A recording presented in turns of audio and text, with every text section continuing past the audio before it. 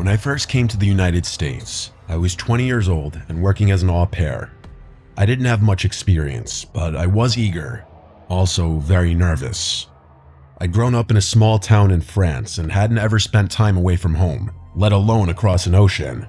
My English still needed work, but I was confident enough to get by.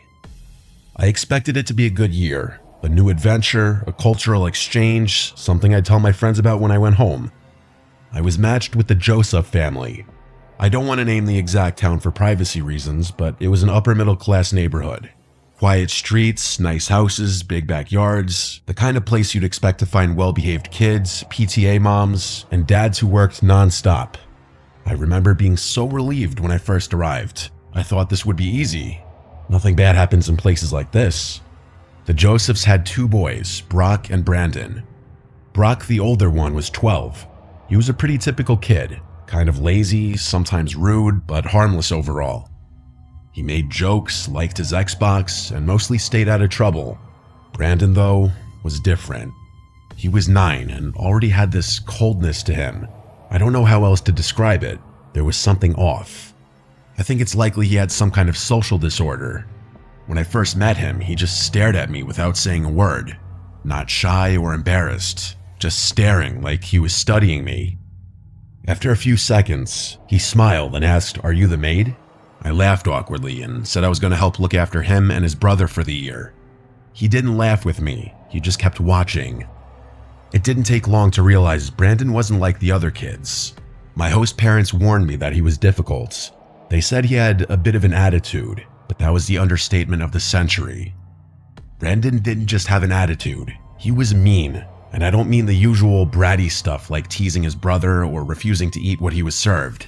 It was worse than that. He lied constantly, about everything.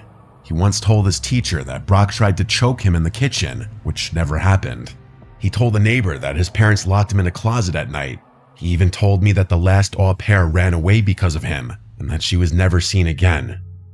When I tried to scold him for it, he narrowed his eyes and said, "Don't tell me what to do." Everything was manageable for me, even at that point, but I do admit that I was a little frightened of him. Things only got worse from there. One night, about 2 months in, I pulled back my sheets and froze. There were thumbtacks scattered all over my mattress. I just stared for a second.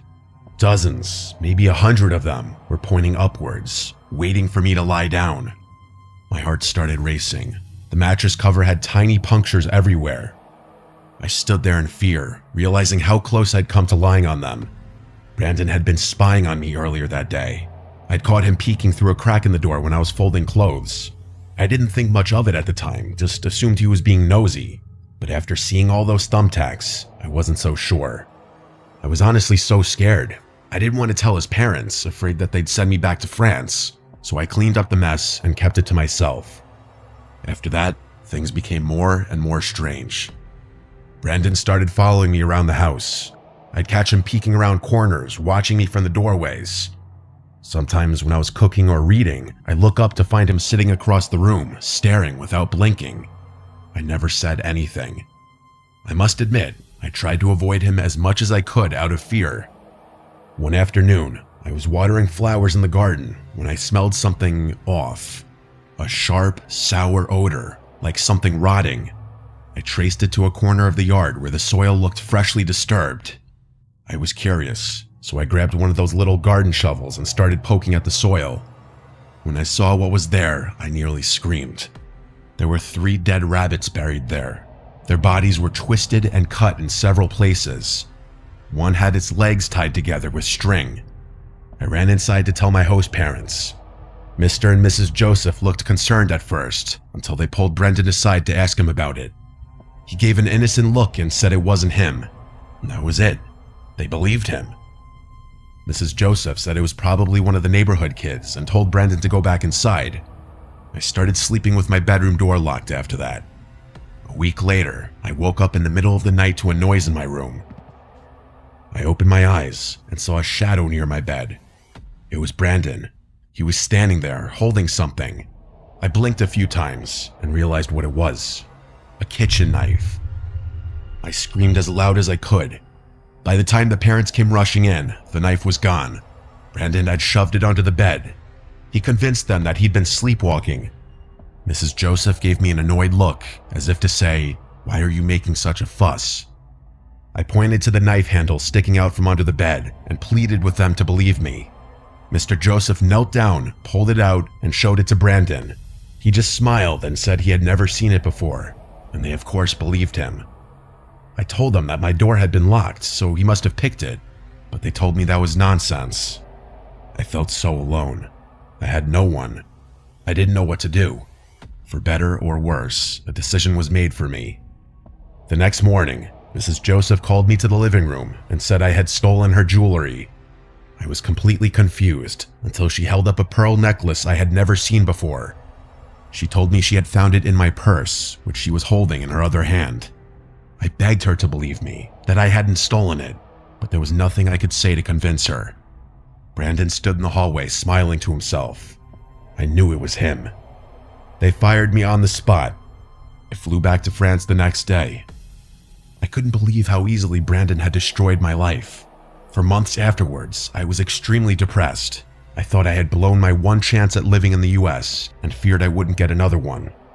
Fortunately, I found my way back to the States several years later and still live here. I have a good job and good friends. I still think about Brandon from time to time. I can only imagine the evil person he's grown up to become.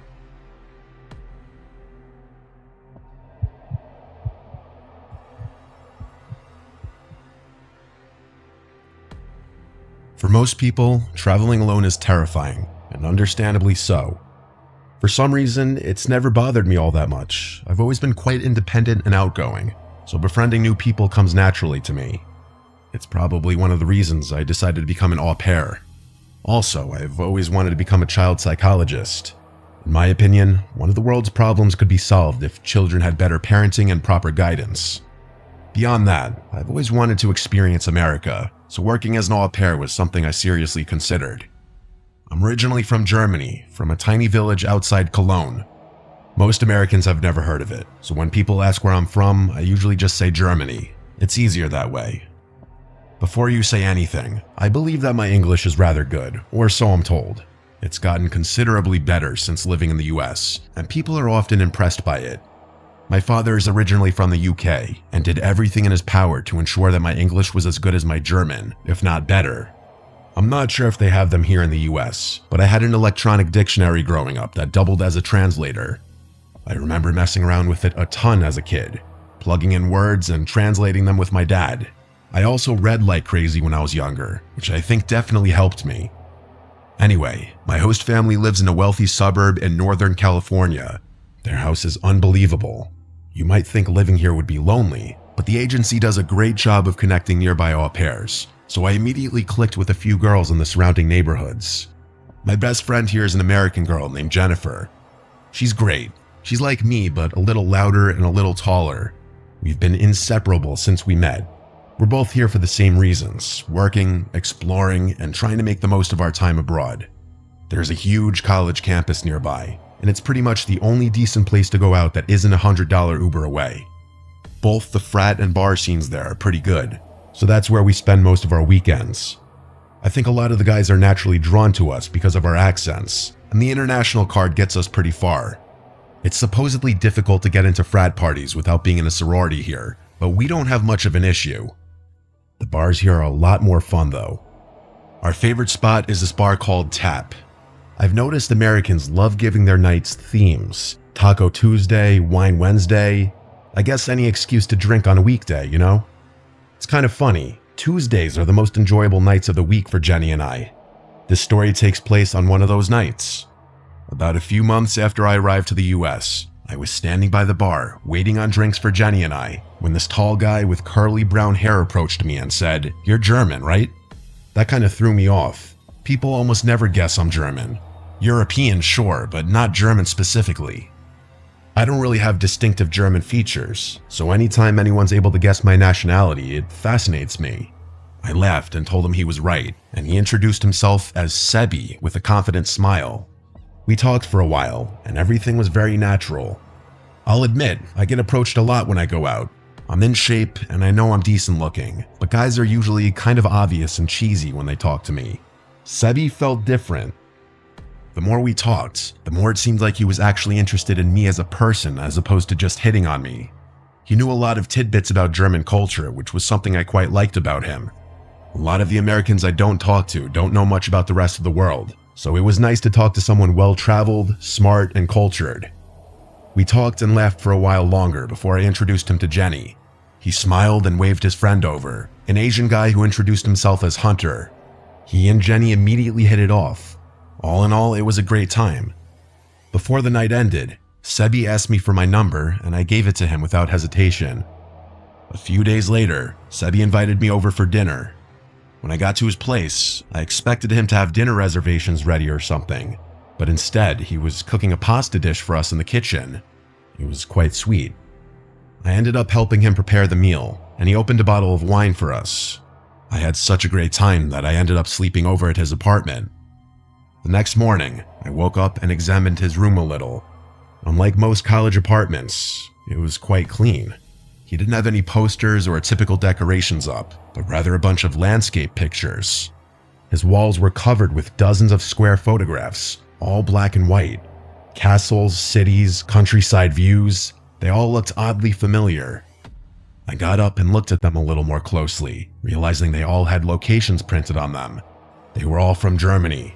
Every single one with the exception of a picture of Monte Carlo, Monaco.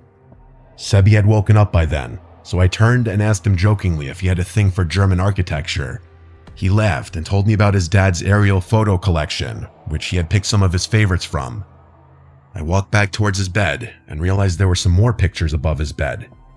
My jaw literally dropped when I saw that one of the pictures was a landscape of my village, taken from above. The picture was like 20 minutes from my house. I told him this, and he got rather excited, telling me what a crazy coincidence that was. I was amazed. The odds of that were so slim. He then asked me a bunch of questions about my hometown, which I was happy to answer. Over the next few weeks, Sebi and I spent a lot of time together.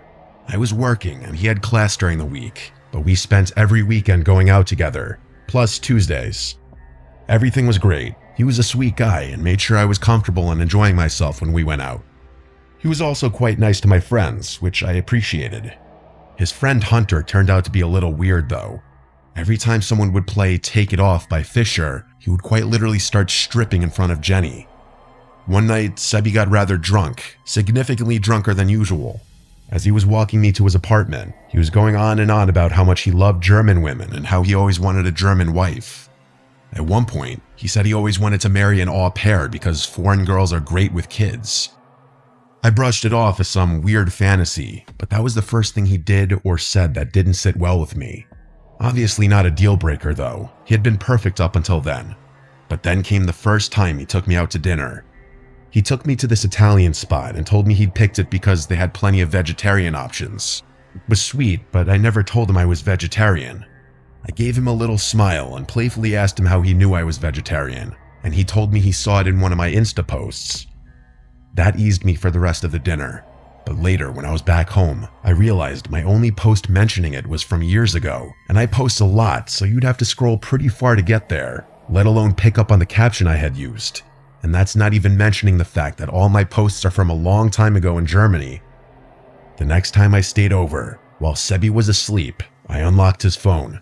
I remembered his password. He hadn't exactly been careful about hiding it. What I found in there was sickening. There was a folder in his camera roll titled Wife, which contained screenshots of my social media dating back months. Posts, captions, tagged locations, even screenshots of old stories I didn't even remember posting.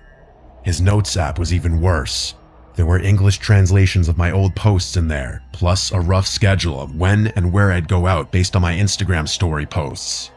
There was information in there about my hometown, about Germany, about things I liked, all based on my Instagram if you could believe it. But the worst thing I found in his phone was a photo of my driver's license. Everything hit me at once. The second night I had gone out in America, I had lost my wallet at a frat party which had my ID in it. That's how he found my Instagram.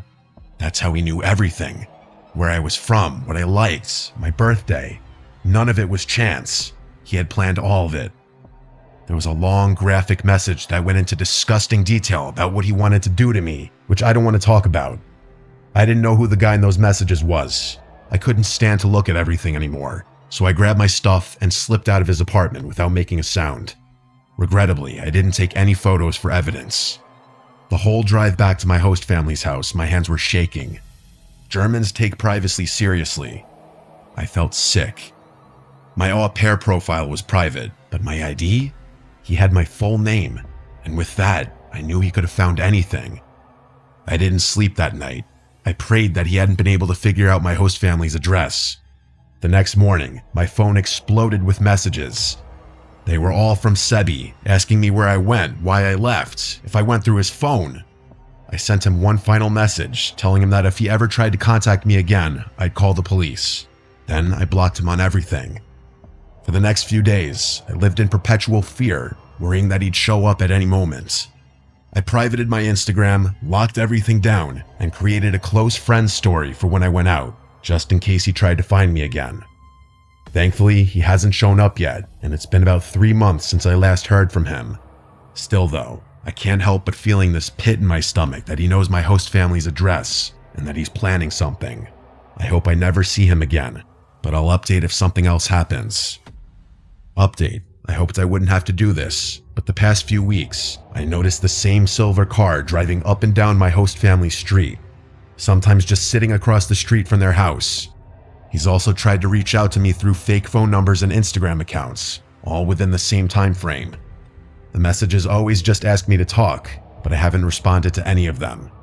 All of this gives me reason to believe he knows where I'm living and that I'm potentially in danger. I'm building a case to present to the police, but I've heard that they don't take this kind of thing very seriously. Luckily, my au pair commitment ends soon, so I'll be back in Germany soon enough.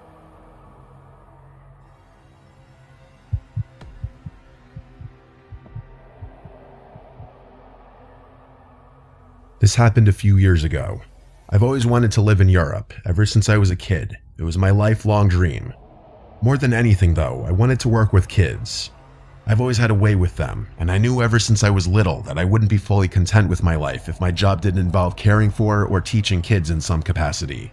So when I found out I could become an au pair in France, where I could use my French from high school and be part of a family, it felt like everything was falling into place. The decision wasn't easy. I'm from Canada, and the move was a big one, but France had favorable visa options for Canadians, and it was the perfect chance to improve my French, Canada's second language. Plus, I had a few friends in Paris, so I wouldn't be entirely alone there. Money, though, was a problem. I didn't have family support. I won't get into why, that's personal, but let's just say I was on my own. I couldn't afford one of those expensive agencies, so I used a free au pair website instead. Not ideal, but it was all I could manage. That's how I connected with Leah. Leah's ad was warm and straightforward. She needed help with her 2 kids while her husband traveled for work. She seemed wonderful, very polite and very friendly. On our video calls, she was quick to call me chérie and ma belle, which felt different from home, but in a charming, motherly way. She asked a lot about me, how I was with kids, how I felt about family life, but didn't talk much about herself. Still, she felt genuine. I trusted her. The only thing that felt off was the kids. I asked to meet them on our calls more than once. Leah always had a reason why they couldn't join. One was napping, the other was at school, or they were on a playdate with a friend. She promised I'd meet them the second I arrived. It felt a little strange, but I figured I'd see them soon enough. Leah sent me a formal agreement. Everything looked proper, and we agreed on my start date. I booked my flight, packed my life into a suitcase, and said goodbye to Canada. When I landed at Charles de Gaulle, Leah wasn't there. That surprised me. From everything I had heard, most host families meet their au pairs at the airport. But then my phone buzzed. It was a message from Leah, telling me that she was stuck in traffic and instructing me to go to the side drop-off area where she'd have me picked up. I remember using Google Translate on her message because it sounded like she was going to have someone else pick me up, and I wanted to double check. I was right, and that made me confused and a little unsettled. Despite that, I followed her instructions. A few minutes later, a car drove up and a woman approached, late 40s maybe, with short blonde hair and a bright smile. She looked nothing like Leah. She introduced herself as Leah's cousin and said, "You must be Leah's au pair. She sent me to get you." I hesitated. Something felt off immediately. I asked her if I could talk to Leah and unlocked my phone. She told me that Leah was probably still driving and assured me that she'd be waiting for me at home. I called Leah anyway, and it went straight to voicemail. It didn't even ring. The woman kept telling me that I'd be fine with a huge smile on her face. I was confused, but also exhausted from the flight. And what was I supposed to do? Stand there in the airport forever? So I did what she said and got in the car. The woman kept the conversation going non-stop as we drove. She asked about my flight, my life in Canada, and if I was excited to start my new job. But when I tried to steer the conversation back to Leah or the children, she brushed it off, just said that I'd love them and that I'd see them soon. I started to feel worse and worse about the whole situation. She was too polished, too eager to keep me talking without actually answering anything. The scenery outside began to change. I had the address in Google Maps, and the route we were taking didn't match. We were heading away from the suburbs and into what looked like an industrial-type area. I started panicking. I felt like I was in the process of being abducted. I asked her directly where we were going, and she responded lightly, calling it a shortcut, again repeating that Leah was expecting us. I felt the blood drain from my face. I knew at that point that she was lying. I told her to take me back to the airport, but she didn't answer. I told her I'd call the police if she didn't take me back to the airport, and she told me to relax. But I wasn't letting up. No matter what I said, she just kept repeating herself about Leah and insisted that I was overreacting. The next time the car slowed down, I kicked the door open and jumped out onto the street. The woman didn't drive off. Instead, she kind of just looked at me like I was the one who was acting crazy. I called my mom, who told me to get away from the car, get somewhere safe, and call for help. As I was talking to my mom, I looked through the windshield and noticed the woman now on her phone, speaking rapidly in a language I didn't recognize. It wasn't French, and it definitely wasn't English. I couldn't shake the gut feeling that she was talking to Leah. There wasn't another car in sight, but under no circumstance was I getting back in that vehicle.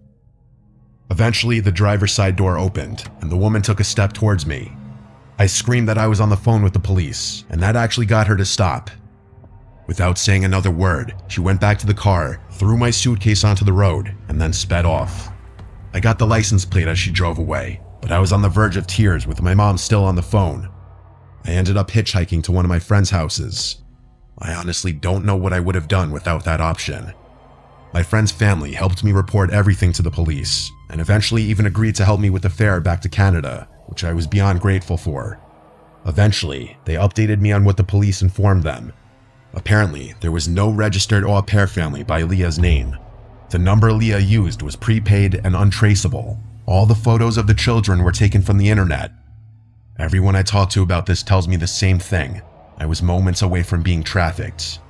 The worst part about that whole thing was that I wasted all that money on those plane tickets and traumatized myself permanently. Looking back, I know how lucky I am. I was moments away from something terrible, something I can barely let myself imagine. The whole situation was calculated from start to finish, and if I hadn't trusted my gut, I might not be here to tell the story. It took some time, but I eventually made my way back to France, this time through a verified agency. I'm hoping to eventually fulfill residency requirements and become a permanent citizen here.